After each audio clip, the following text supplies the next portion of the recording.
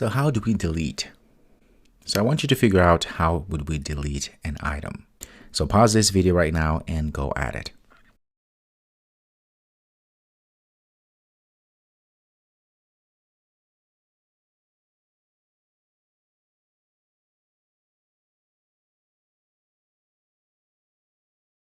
All right, let's go ahead and figure this out. Very simple. Let's go back to main activity here, XML, and create another button here. What's new?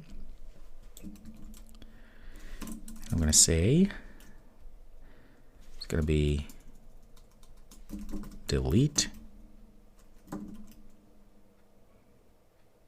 thought, like this first. And let's see, delete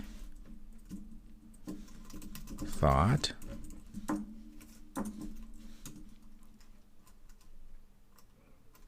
delete thought. Okay, there we go. And back to main activity, delete thought, before we always forget. There we go, and I'm gonna register it.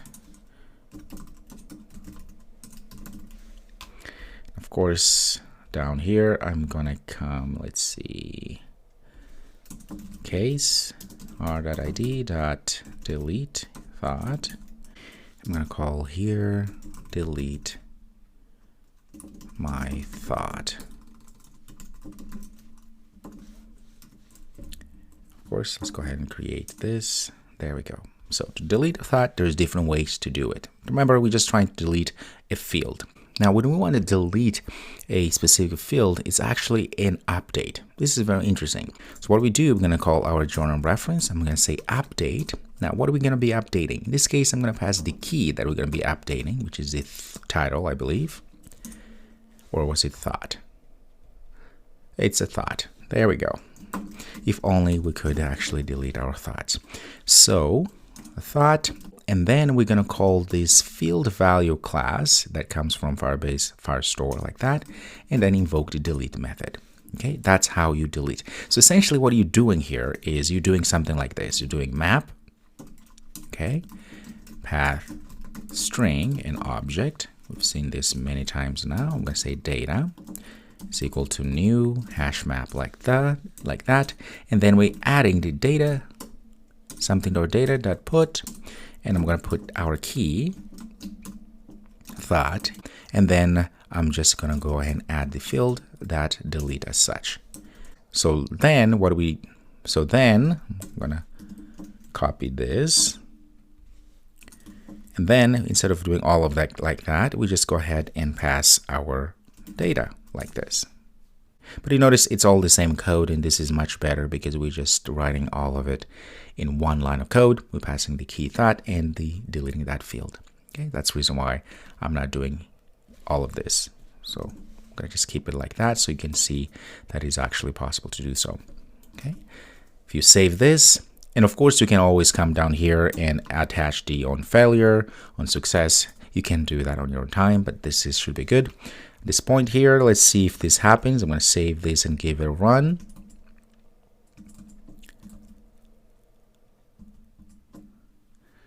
There we go. I'm going to go ahead and delete a thought.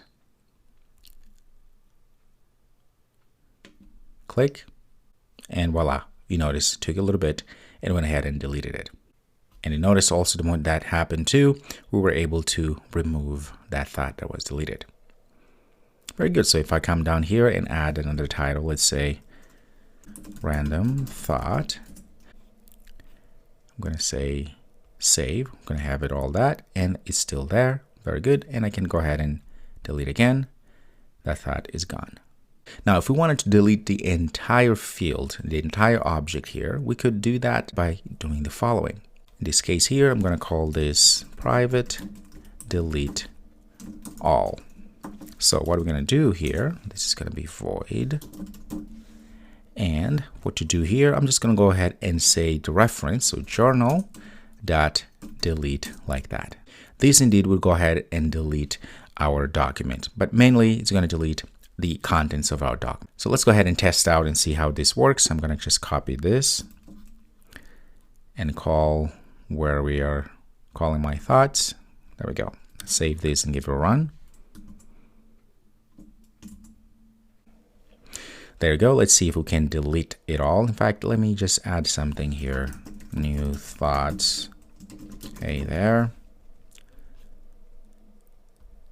There we go. New thoughts here. There. It's good. Let's go ahead and say delete thought. But in this case, just going to delete everything. Click. And notice our document is all gone. Okay, so we deleted everything. We still have our collection, but the document is gone. Now, one thing you'll notice is that when we delete this item, they're gone, but nothing has changed in our user interface. Well, that simply is because if we go back to our own start here, where we are making sure that if document snapshot exists, then we updated the user interface. But in this case here, when document doesn't exist, we don't do anything, right? That's why we are still seeing the previous data. So I'm going to say else here. I'm going to say thought or title, start there. That's set text to nothing. And rec thought, that's set text to also nothing. So to clear everything up, right? So if I go ahead and refresh this thing real quick here, let's start by opening our, there we go. So I'm going to add this again, save, there it is. Let's go ahead and delete, and voila, it's gone as well. Okay, so save again and delete, it's gone, and there it is, it's gone. So now you've learned everything. You've learned how to set or add, right, to our collection. You've learned how to update. You've learned now how to delete, and that's pretty much it.